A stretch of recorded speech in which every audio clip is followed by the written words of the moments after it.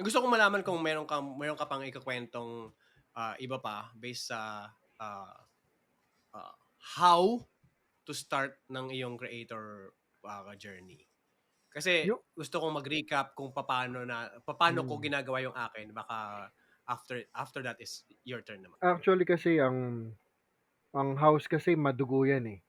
Gaya nung pinag-uusapan natin 'to, may boundaries pa nung mismong ginagawa mo na.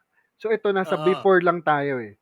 Kasi 'pag uh diniscuss natin baka isang araw tayo nagpo-podcast. Oo, so So pinigilan talaga namin, sa totoo lang pinigilan namin yung sarili namin na pumunta sa pangalawang part oo, which is yung araw-araw ng during, paggawa. oo. So During, okey? itong part na 'to, baka nalilito kayo, before lang 'to, bago Mm. pa dun sa house na ano, 'di ba sabi namin, "Ba't di ka pa nagsimula? Magsimula ka na."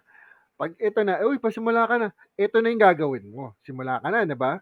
Ito na yun, ito na yung podcast na Preparasyon, yun. itong episode na Oo, 'to is yung preparasyon, yung mga stories na narinig mo yes, ngayon, yun yung preparasyon. At para sa akin, ito yung pinakaimportante sa oo, lahat, to prepare. oo, Okay? So, part 2 namin is yung mismong gawa na and part 3 namin yung after mo gawin.